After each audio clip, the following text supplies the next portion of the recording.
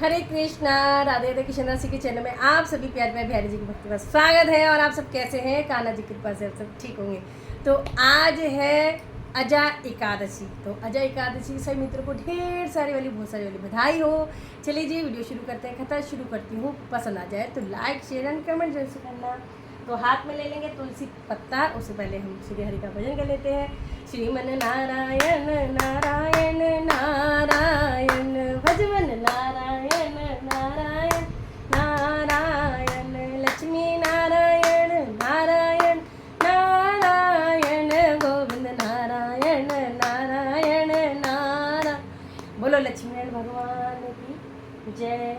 अब हाथ में आप तुलसी पत्ता, फूल या तिल ले सकते हैं। चावल नहीं लेना, ठीक है ना। चावल इस दिन खाते हैं ना, भोग लगाते हैं। द्वादशी को चावल जरूर से खाना और भोग भी लगाना। चलिए जी, शुरू करते हैं। भाद्रपद मास के कृष्ण पक्ष की इस एकादशी को अजा कहा जाता है। इस दिन भगवान विष्णु के उपेंद्र स्वरूप की पूजा आराधना की जाती है, ठीक है जी। युधिष्ठिर ने पूछा, जनार्दन अब मैं यह सुनना चाहता हूँ कि भाद्रपद मास के कृष्ण पक्ष में कौन सी एकादशी होती है तथा इसके करने से क्या फल प्राप्त होते हैं, कृपया बताइए। भगवान श्री कृष्ण बोले, राजन एक चित्त होकर सुनो। भाद्रपद मास के कृष्ण पक्ष की एकादशी का नाम अजा है। वह सब पापों का नाश करने वाली है। जो भगवान का पूजन करके इसका व्रत करता है उसके सारे पाप नष्ट हो जाते हैं। पूर्व काल में हरिश्चंद्र नामक एक विख्यात चक्रवर्ती राजा राज्य करते थे, जो समस्त भूमंडल के स्वामी और सत्य प्रतिज्ञ थे। एक समय किसी कर्म का फल भोग प्राप्त होने पर उन्हें राज्य से भ्रष्ट होना पड़ा। राजा को अपनी पत्नी और पुत्र तक को बेचना पड़ा। फिर अपने आप को भी एक चांडाल को बेचकर उसका दास बन गया। पुण्यात्मा होते हुए भी उन्हें चांडाल की दास्ता करनी पड़ी और वे मुर्दों का कफन लिया करते थे। इतने पर भी हरिश्चंद्र सत्य से विचलित नहीं हुए। इस प्रकार चांडाल की दास्ता करते अनेक वर्ष व्यतीत हो गए। वे हर समय शोक में डूबे रहते और मुश्किल से बाहर निकलने का उपाय सोचते।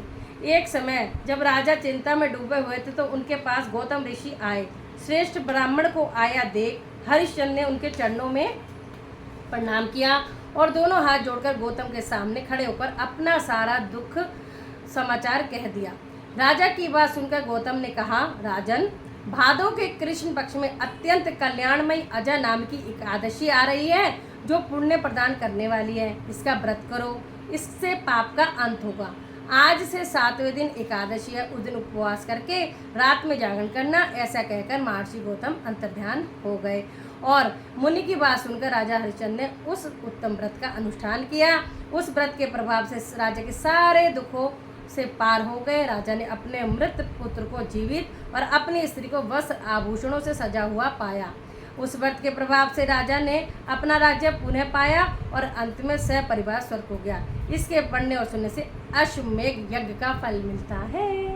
तो जो तुलसी पत्ता वो श्री हरि के चरणों में चढ़ा देंगे और फिर एक बार और श्रीमन नारायण नारायण नारायण, भजमन नारायण नारायण नारायण। बोलो लक्ष्मी भगवान की जय, श्री हरि विष्णु भगवान की जय, एकादशी महारानी की जय। तो चलिए सभी एकादशियों के नाम ले लेते हैं। उत्पन्ना एकादशी, मोक्षदा एकादशी, सफला एकादशी, पुत्रदा एकादशी, शर्तिला एकादशी, जया एकादशी, विजय एकादशी, आमल की एकादशी, पापमोचनी एकादशी, कामदा एकादशी, वरुथनी एकादशी, मोहिनी एकादशी, अपरा एकादशी, निर्जला एकादशी, योगिनी एकादशी, देवशनी एकादशी, कामिका एकादशी, पुत्रदा एकादशी और जो आज है अजा एकादशी, फिर परिवर्तनी एकादशी, इंदिरा एकादशी, पापन कुंश एकादशी, रमा एकादशी, प्रबोधनी और पद्मिनी परमा एकादशी। तो आपको द्वादशी वाले दिन चावल किसी भी रूप में भोग लगा सकते हो। खीर हो, पुलाव हो या फिर चिवड़ा हो, चावल का आपको भोग लगाना, वही प्रसादी आपको खा के पारण करना है, ठीक है जी। राधे राधे। सब अच्छी लगी वीडियो तो जरूर से शेयर करना।